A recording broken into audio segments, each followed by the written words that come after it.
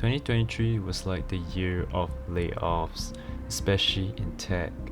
Many companies were laying off. Big companies like Meta, Microsoft, Amazon were rescinding offers, laying off. And not just in tech, many other industries were also in trouble.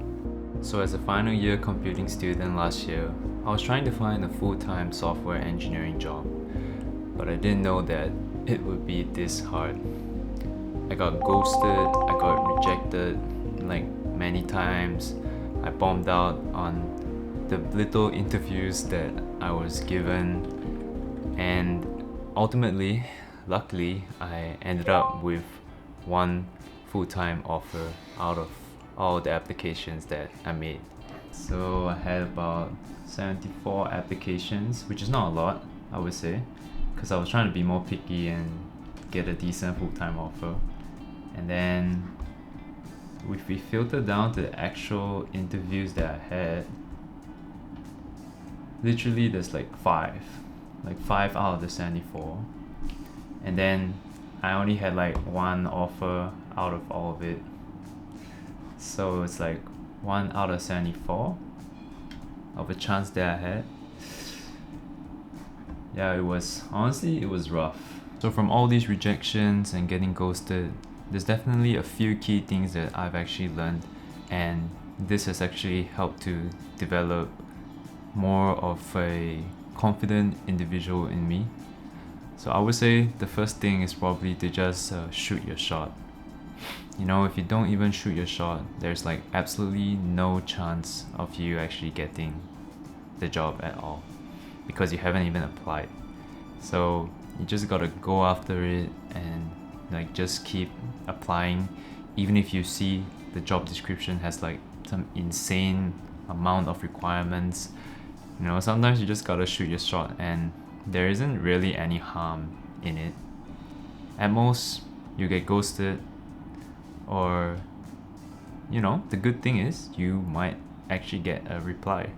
So there isn't a lot of harm in it, and there is more benefit than harm.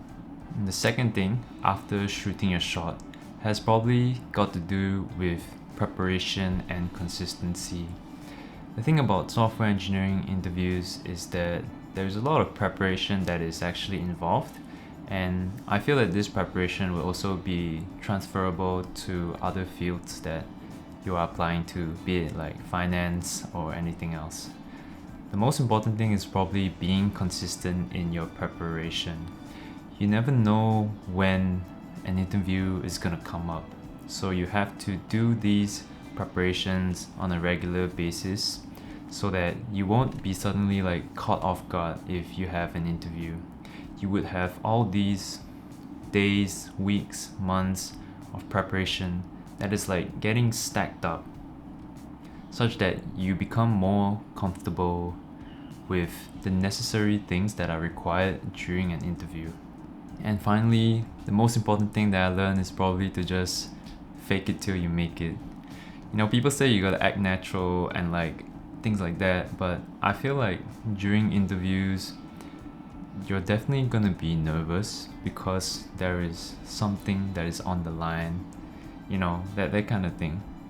And if you're able to just gaslight yourself into thinking that yo, I got this, like everything's G, everything's good, and you keep gaslighting yourself into thinking that way and thinking that you're good, eventually you will actually think that you are good, and it will definitely make you less nervous because you kind of condition your mind to believe that, hey, I'm good, and the more you tell yourself these self-assuring thoughts that are positive in a way, it really helps to boost your confidence in these interviews.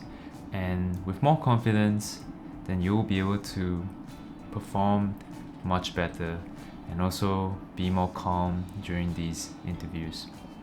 But of course, this requires the prior preparation before, which I mentioned in the second point. So definitely you will still have to do all the preparation, but during this execution is when you really have to like hone in on that mental game and really like try and like lock in on believing that you are good because you've already done the preparation. So just some closing thoughts on this.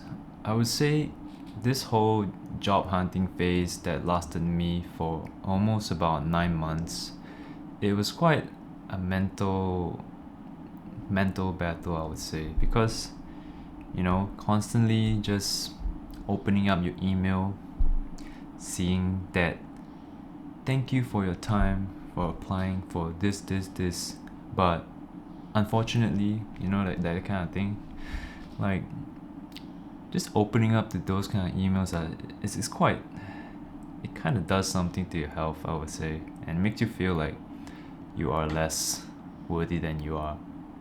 But I guess after a while you do get used to rejections and you become immune to them to a certain point where you are able to move on quickly from them and just go for the next thing and not to dwell too much on your failures and just be quick to get back on your feet and get back up and running and chasing towards what you need, what you want.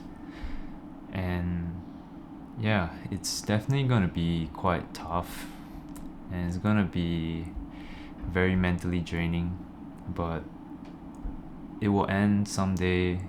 And throughout it all, I would say you would definitely come out as like much stronger as an individual because of the amount of like failure, the amount of rejection that you've been facing every day that really builds up your tenacity as an individual to be constantly okay with failures and to be more brave, more courageous in just putting yourself out there, trying to get opportunities. And yeah, it definitely has been one of the hardest phases of my life, but also a phase which taught me a lot of things and also helped me to grow as an individual a lot.